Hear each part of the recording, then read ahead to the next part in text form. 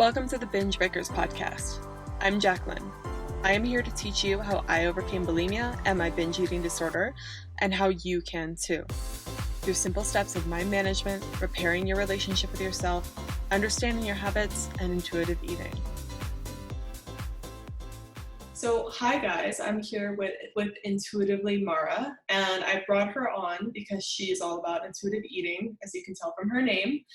And if you look at her Instagram profile, it's just full of bright colors. And I'm literally looking at it right now. It's just full of bright colors, tons of variety in her diet. And I wanted to bring her on because she has gone through an eating disorder and now has quite fully embraced this intuitive eating lifestyle, which I love. I think it's something we should all move towards. And I just found out from her recently, it's just a passion page too, which I find really inspiring because she's so passionate about it. So hi, Mara. Welcome. Hi. Thank you for having me. Yeah, of course. Can you tell us a little bit about your background and, a little bit about your eating disorder journey and your struggle with that? Yeah, totally. So I'm Mara. Nice to meet everyone. I'm from Wisconsin, and I usually live in Chicago. When quarantining, I've been in Madison, Wisconsin. But basically, I dove in college, and I dove kind of my whole life leading up to it. And I never really was focused on kind of dieting or that making sure that I was the best diver ever. Like, it was more kind of casual, but then I kind of saw myself potentially diving in college. And with a lot of meets and competitions, you're kind of looking at what college coaches are wanting in their divers and things like that. And I have 3 older sisters, and one of them was getting more into like MyFitnessPal and the concept of calories, because I didn't even know something like that existed. I was like, oh, I just eat my food and I move on. So Were they athletes too? we're nothing like huge, maybe club teams in college. And it was more I think the food aspect of it and being more strict, as you'd say, around certain foods came from like an aesthetic type of goal, not potentially performance goal. But when I then learned like carbs, and I obviously knew about it, but I never really paid attention. But then going to this app called MyFitnessPal, I was like, oh, what's this? And I got really into trying to eat vegetables and chicken and things to have lower calories but higher protein. And it was kind of a game to me, and I saw that maybe my body was changing in ways I liked back then, and it kind of became this not addictive thing, but it's like you got reassurance that it was working in a way. And it was a very slippery slope of counting calories and then saying, oh, these sweets or this bread, that's too high in calories, or it's empty calories, as I would say. I kind of took it too far, and it definitely became like a feeding cycle. And eventually I kind of started that diet, would you say, in the summer, where it was not as many other things going on. And then the second I went back to school, I was applying for colleges and things like that. So there were obviously lots of distractions, and I would be stressed out about homework or college applications, things like that. And then I would turn to food, and I would be like, oh, well, I lost all this weight in the summer quickly. I can totally just do it again when I'm less stressed. And it kind of became like, okay, I'm going to eat whatever I want right now.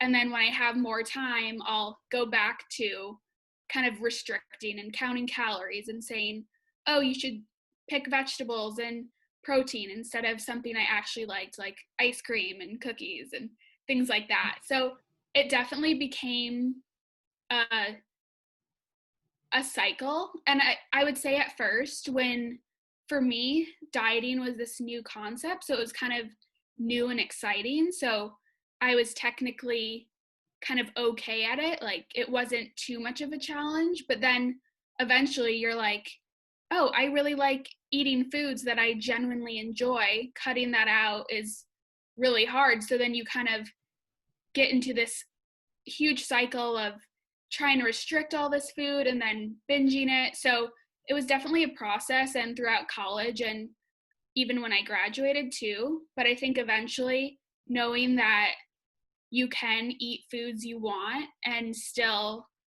stay steady. It was either I was losing weight or gaining weight, and now I've been kind of steady choosing foods I wanted. So that kind of brought me to my Instagram page, I guess. I would just kind of journal my thoughts, and I realized that I was finally not triggered by someone going on a diet, because before I'd be like, oh, you're cutting carbs, like let me join you, stuff like that. And I kind of internally was like, I'm happy I've been through the ups and downs of this cycle to know that I'm never going to go on a diet again.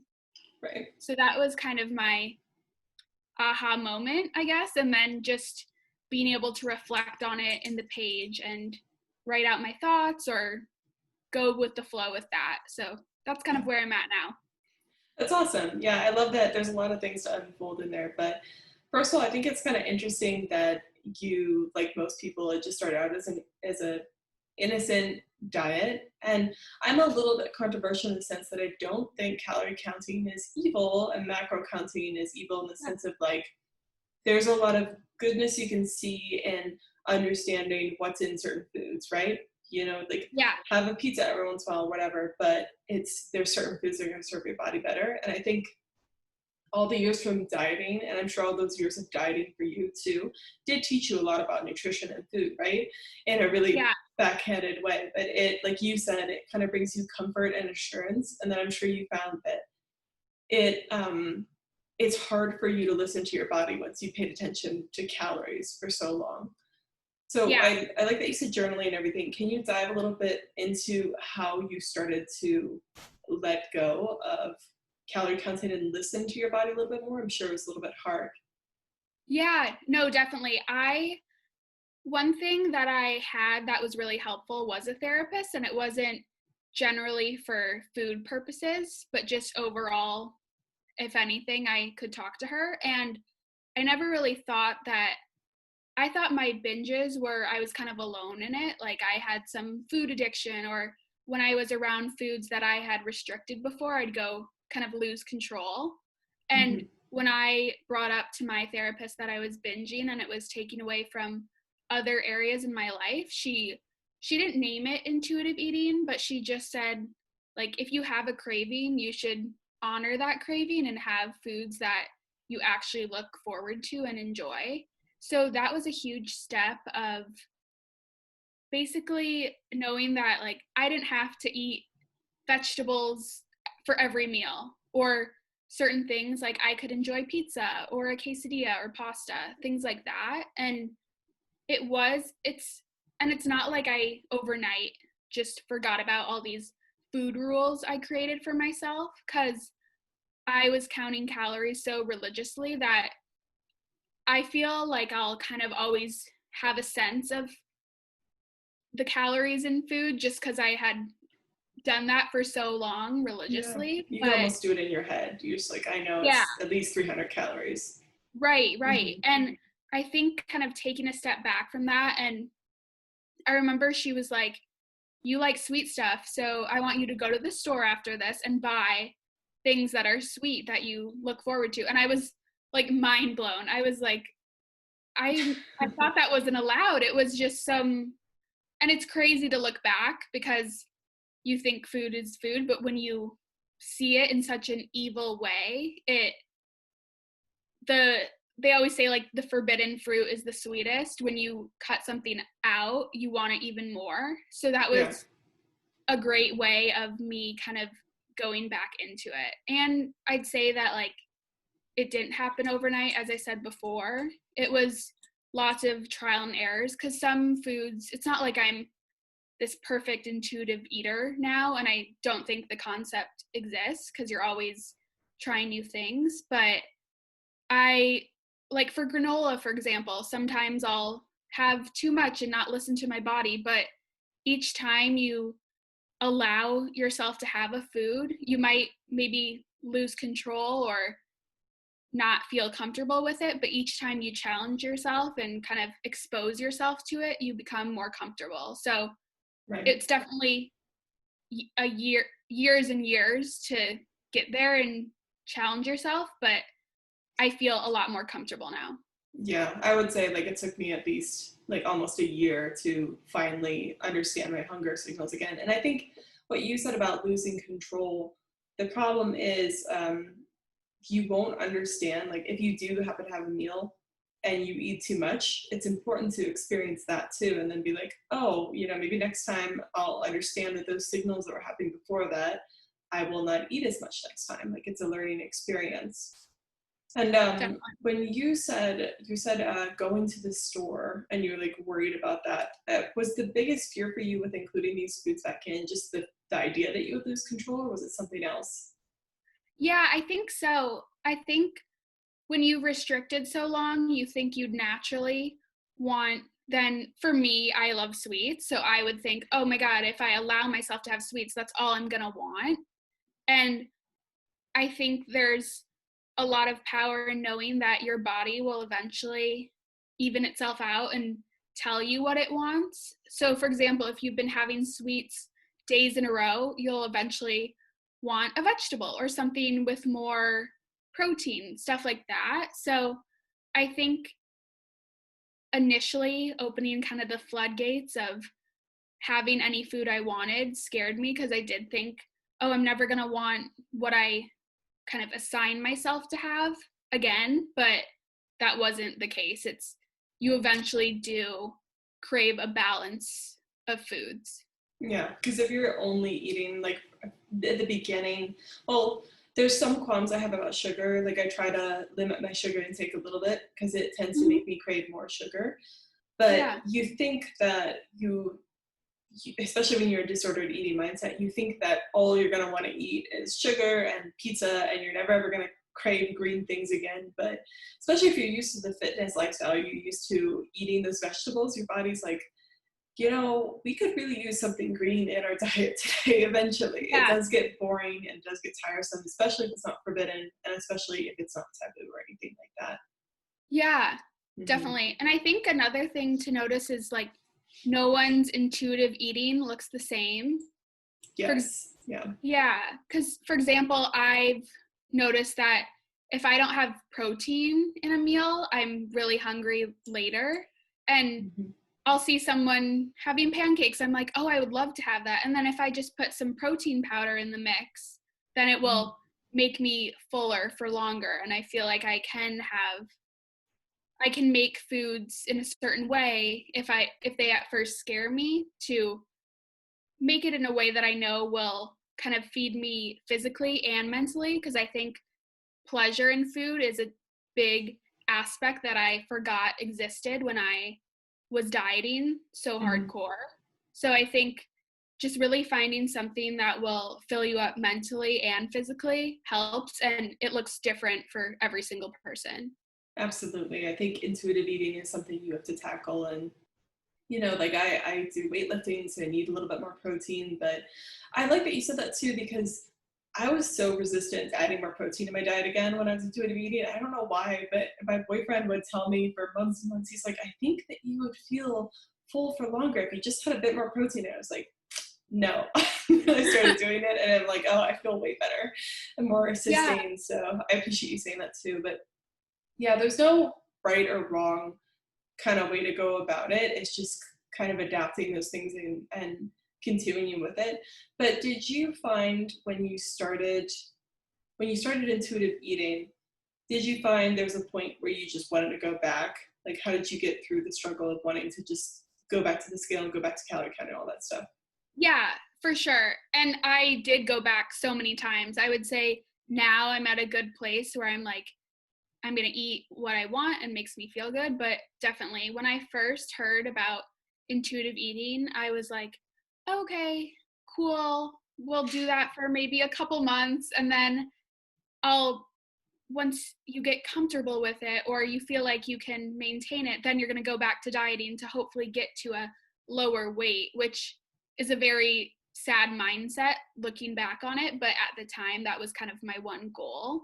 And Hmm. it was, and I think a really important concept is to know that dieting isn't going to get you where you want. Because a lot of the times I was like, oh, if only I couldn't, because I would binge and then binge restrict. And when I got back to the binge part, I'd say, oh, if only I could not binge when I have that urge. But the problem isn't right then when you're about to binge, it's more the time before when you were restricting. So Mm-hmm. I think finally realizing that I'm eating way more when I try to restrict because I'm eventually binging. And the Yeah. more I would restrict, the more I would binge. So it was kind of realizing that my goal in what I wanted out of dieting wasn't going to get me there, because point blank dieting wasn't for me. So it took like I have binged so many times, and it took me each time. I would say I learned something each time, whether it was, oh, I don't like that food, or maybe like I was going too long restricting and I should have allowed myself to have more of a variety of foods or foods I looked forward to. That really helped me realize dieting isn't for me and it's not serving me. So I need to really go back to the drawing board and think about what foods serve me. Yeah, absolutely. And for binging, so how bad were the binges for you? Like how long have you been Yeah, struggling with that? I think it went on and off a bit. I would say like maybe I would binge kind of 2 days in a row and then I would go back to restricting, and that definitely like the beginning of college, throughout college, and a little bit once I had graduated. It wasn't like, and I would say that often for me, and I know a lot of others, they'll say even if they eat a little bit more than they had previously planned, they'll label it as a binge, when in reality it might have not been that much food. It was just more food than they intended. And when you're in that diet cycle, the concept of like having more food than you allow yourself is sometimes is like the biggest deal, because you had such a strict plan. So I would say, like, I remember going, maybe eating like an omelet for breakfast and then a salad for lunch and another salad for dinner, and then I would get like a pint of ice cream and a chocolate bar and like dip it in the ice cream. Like, it was kind of what I could get my hands on at the time, and then kind of eat it until it's gone. So it was kind of a like, and lots of them could be kind of out of body experiences because you've restricted yourself for so long. So you think you'll never, with a binge, it's like you're allowing yourself to finally have these forbidden foods, as you Mm-hmm. labeled them, and then you allow yourself to have them and you're like, oh, I'm not going to have it after this, so let me scarf down everything so I can then claim I'll never have it again. But Just clearly that completely wasn't me. indulge. Yeah. Yeah. Yeah. No, binges, yeah, I like that. Binging for me, like I don't think it was ever, I did binge and definitely was more than most people would consume in a meal. I don't know if it Yeah. was so extravagant, but it's interesting that you pointed out in that like people, especially in bodybuilding or planning, if you have a little bit more than you plan to, then you freak out. And I even saw a post that you had recently, I think it was like the muffin post or whatever, where you talked about Uh-huh. planning. So I plan Yeah. my food a little bit and it's pretty Yeah. minimal. It's just like, I'm gonna have this today, whatever. And I find some nice comfort in that because for so long I didn't do what I said I was gonna do. But if you go off plan, I remember before I would kind of just freak out. Like, how did you deal with that? And how did you maybe let go of planning a bit if you still plan at all? Sorry, that was a Yeah. whole host of questions. No, you're good. I think going back to one thing I want to touch on real quick is like, I remember sometimes I would binge or maybe have more food than I had planned to. And then Mhm. in my head, I'm like, oh, I had so much. And then you are kind of mad at yourself, and then you end up eating more because Yeah. I would also use food as a way to cope with emotions. And then when I was eating that second time, I'd be like, oh, why was I freaking out before? Like, it wasn't that much compared. And now I'm eating even more. So it was kind of a cycle of that. And I would say I I do still plan in a sense of like, okay, I want a meal that fills me up. I know recently I've been having pancakes and I'll put in some protein powder. So kind of planning a meal at a time, but Mhm. also I then had a snack after because I was still hungry. So I would say and it's a little different now with like, as I'm quarantining and having more freedom around, I'll definitely eat at different times. I've also noticed that like your body will tell you when to eat. It might be like your normal 3 meals, 3 snacks. Everyone has their own different way of eating, but I would say just what I would have is more, I try to keep it focus on one meal at a time instead of like, oh, I'm going to have this for dinner, because I might totally change what I want when the time comes. So really focusing in on yourself in each moment and asking yourself what you want, because planning, it definitely can work and it may work at a certain time in your life, but you always need different things at different times. So if you're kind of putting all basically approaching every single moment in your life as a set thing, it shouldn't be that way because you're always going to need different things. Yeah, I think the point at which you know there's maybe an issue there or you're holding too tightly to it is if, you know, maybe you're out of this certain food or someone asks you out to dinner or something like that and you freak out because it's not in your plan, or like you have this like intense discomfort, then you know like there's something else going on there.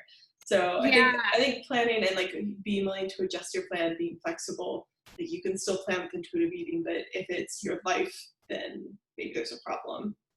yeah, definitely. I saw something that was like a night out with friends having pizza is a lot healthier for you than staying in and staying on your forced plan, because I think a lot of it is we can't control things around us, and adapting to what our friends want to do and what they want to eat. And you can obviously order what you want, but Mm-hmm. knowing that you can also have fun with your friends and eat, like it doesn't have to be an either or. You can still, if you're wanting to be healthy, and I say like healthy as in, I mean everyone has their own type of health Yeah, I or know what you mean.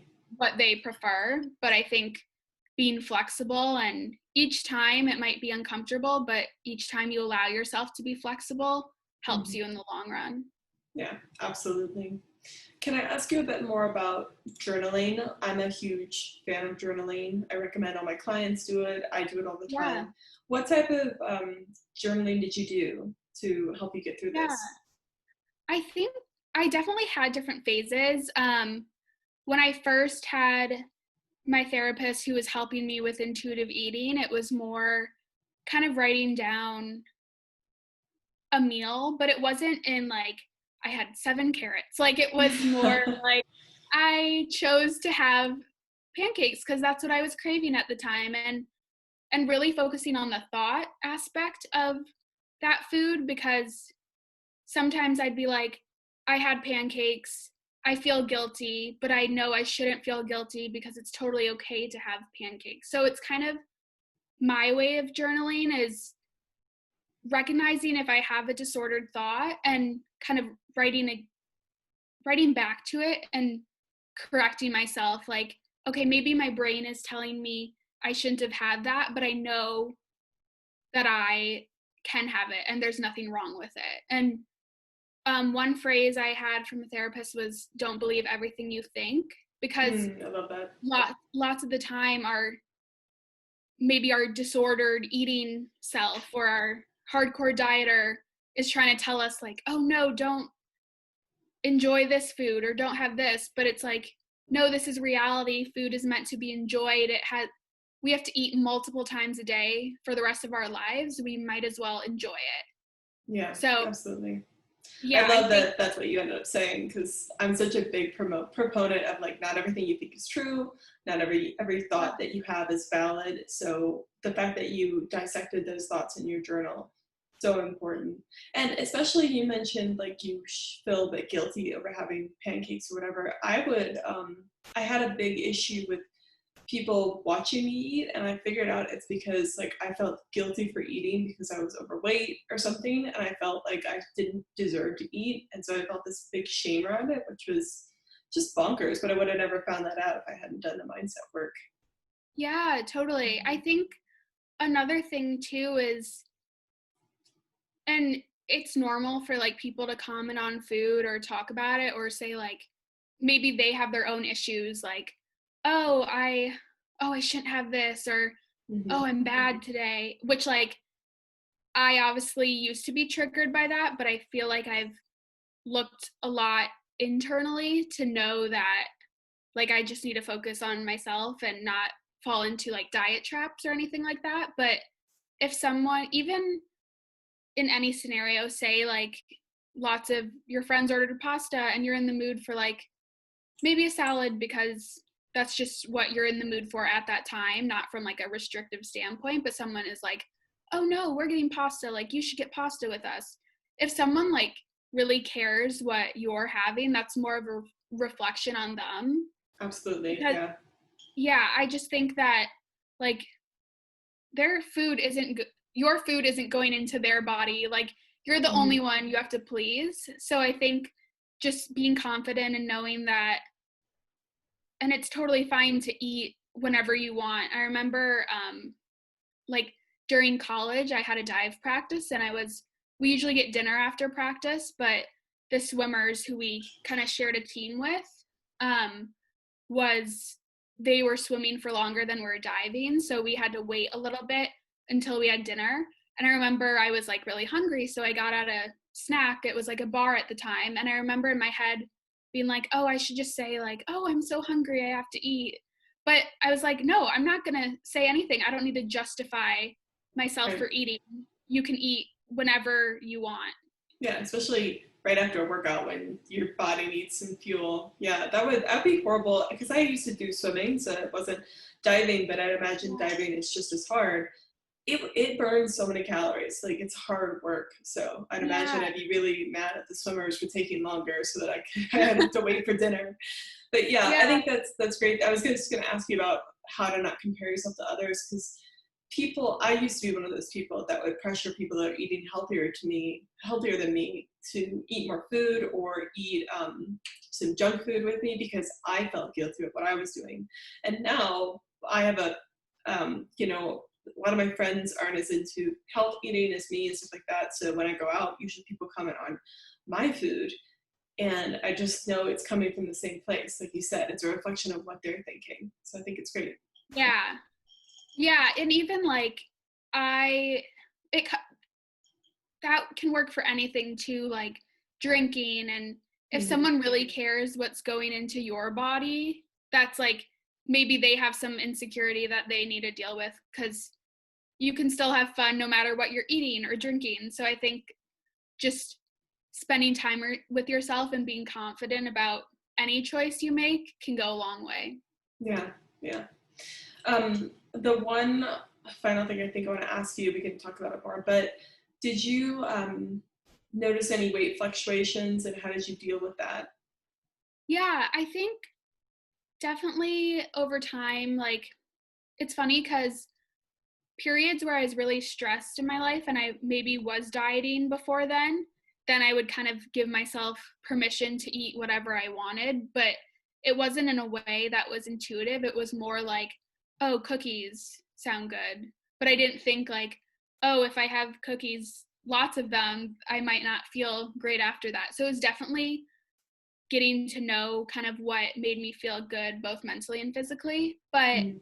I think starting out with intuitive eating, I mean during my more hardcore dieting days, I would weigh myself every day, every morning, and the number would definitely dictate how I felt for the rest of the day. And I realized that wasn't necessarily healthy. And I think everyone has their own relationship with the scale, but Mm-hmm.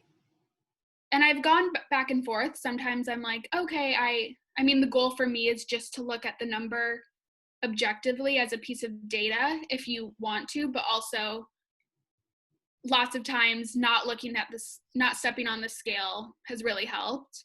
Mm-hmm. So I wouldn't I don't know exactly how I fluctuated, because I would see that mentally it was better if I don't go on the scale. But I would say that now it's like I feel more stable as I've been eating intuitively.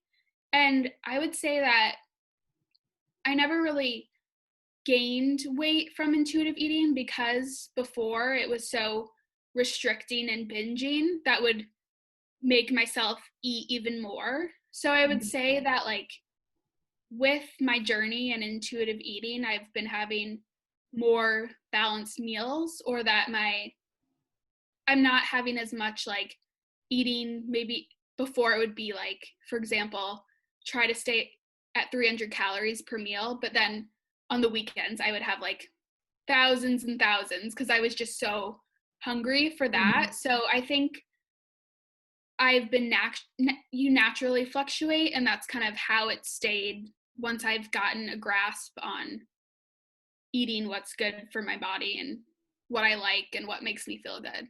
Yeah. Well, it's nice that you have more stable energy and a stabilized kind of, even if you're not looking at the scale that every day, kind of a stabilized body weight, which I think is very comforting to a lot of people, because the constant drama of losing weight, gaining weight, losing weight, gaining weight, that's just, it's mentally exhausting. And I enjoyed that you said, sorry, I'm putting my drink down, that you try to look at the scale with an objective point of view, which is what I definitely encourage. I encourage people to just like put the scale away while they're trying to recover from an eating disorder. But then if they want to bring it back in, then go at it with, it's just data, which I think is perfect that you said that too. It's awesome. Yeah. And I think that it's definitely hard to get to a place where I just think everyone has a different relationship with the scale. And right now I've realized, like, I don't need to know the number, and I don't want to see a number and have it change how I'm eating, because I'm enjoying how I'm eating right now. So for me, the scale's away. Who knows? I mean, every moment is different. Who knows? But right now I feel comfortable with not opening that up. Yeah, I think that's fantastic. I mean, it's whatever works best for you. And a lot of people find that just like putting it away for a while is the best, because then they can just focus on them. They don't have all these external factors encouraging what they're gonna do. Even if you're in a good mindset, sometimes you can be like, oh, well, I didn't know I weighed that much, so maybe I should like cut back a little bit, and then things start to go awry. So yeah. Right. Yeah, it's funny because for me, I would notice, like, oh, if it's a higher number, I would just like feel so bad about myself. And then like, and this is in the past where I put more, not, no pun intended, but more weight on the number. Yeah. But I would, if it was higher, I'd be like, oh, just like screw this all, kind of a all or nothing mentality. Like, I'm just gonna eat sweets because I need this like instant gratification. But when it was lower, I'd be like, oh, okay, I can make it even lower. And then I'd restrict more and then eventually binge. So it was, and that's not the case anymore, but I would say that's really how I treated it when I was first learning about intuitive eating, but still held on to those dieting rules. So I personally think the scale isn't great for intuitive eating, but also everyone has their own way. Everyone has their own way of dealing with things, and everyone's intuitive eating looks differently. So you just have to find what's best for you. Yeah, absolutely. Well, I just wanted to ask, I know you've covered a lot of good things, and I think this is going to be great for the audience out there, but if there's is there any other piece of advice you give to someone who has been like on the fence about intuitive eating? They want to try it, but they're really scared. Is there any other advice you'd offer to them to kind of just get started?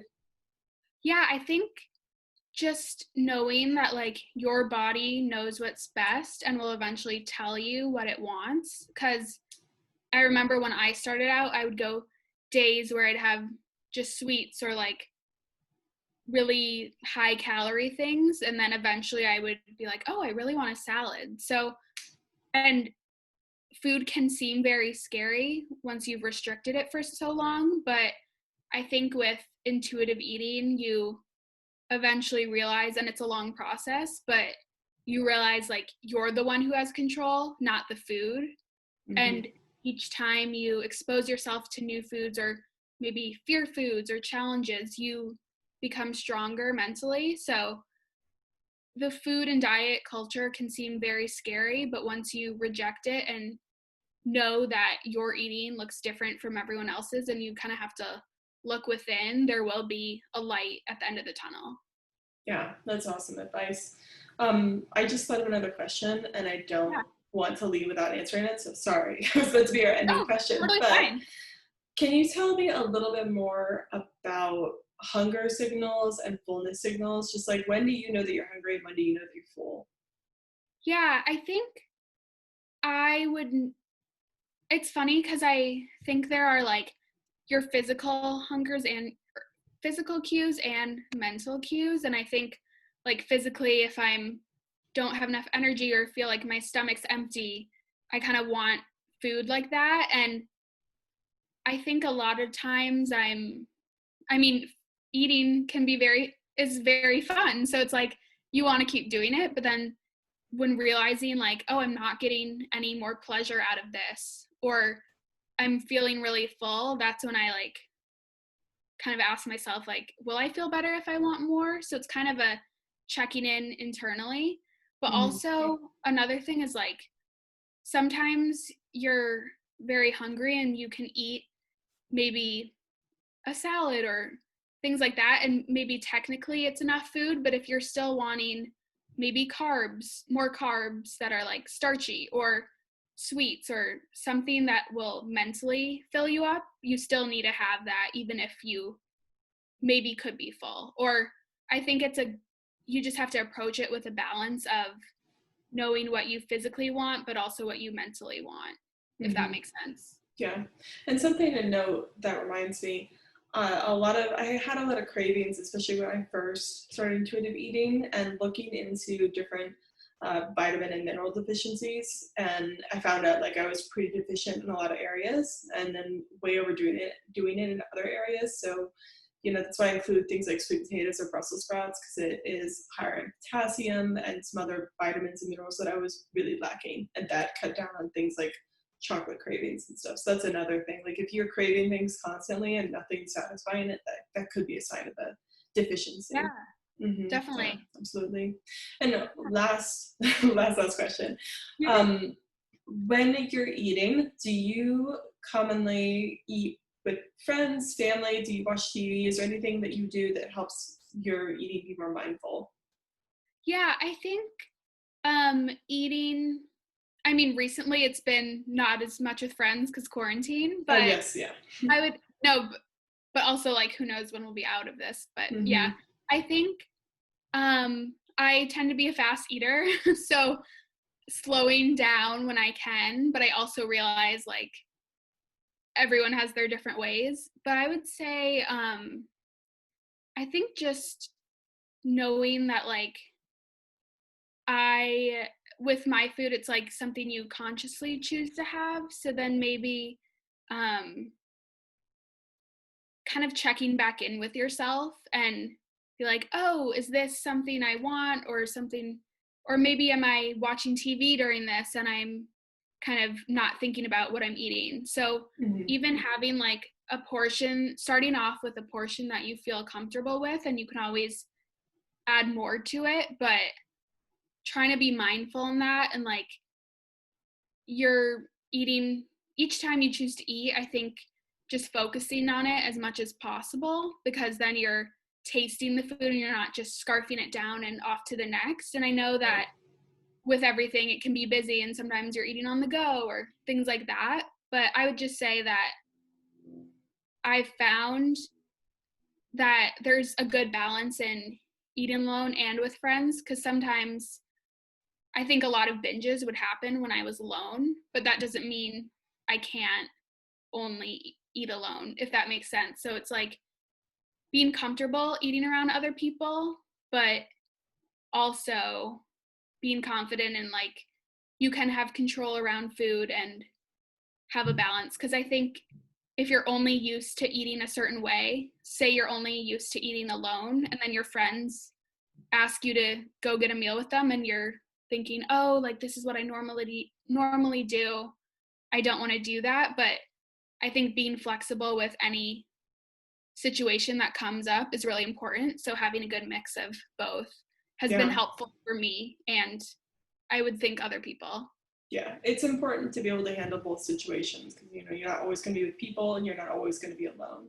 And I think that's something you kind of said, which is almost like asking yourself if you still want this. I think asking yourself questions, especially when you're alone, you have time to concentrate. I commonly will finish about 3/4 of what I have, and I'm like, do I still want the rest of this? And sometimes I don't. Sometimes I still want to finish it because I'm like, it tastes so good, but I know I'm physically full. So I fortunately have a dog, and I'll just give the rest to him. But yeah, I think asking yourself that and taking the time to really recognize that is important. So I think that was great advice. Thanks. Okay, where can my audience find you? Yeah, on Instagram at intuitively.mara. I basically just post maybe meals or recipes, or even just like my thoughts around how I said when I journaled, if I would think like, oh, I feel guilty for having this. So intuitively Mara on Instagram, and I've liked connecting with people in DMs and hearing about their experiences. And just, not that I'm a trained nutritionist or therapist, but I like being a person that can just listen to your story and provide my experience, because I know with eating disorders, it's common to feel alone. So always feel free to reach out. Yeah, that's so awesome that you do that. And it is like talking to someone for sure helps always. Even if it's someone who hasn't even experienced an eating disorder, getting it outside of your mind is really helpful. And guys, again, Mara's Instagram page, again, looking at it right now, very colorful, very bright. She does a great job for just a fashion page, but it's beautiful. And I like that you have a couple sprinkles of just nice quotes in there, which are uplifting. Like, everything's so cheery, so definitely check it out. But thank you for being with us today. Thanks for having me. This is so much fun. All right, bye guys.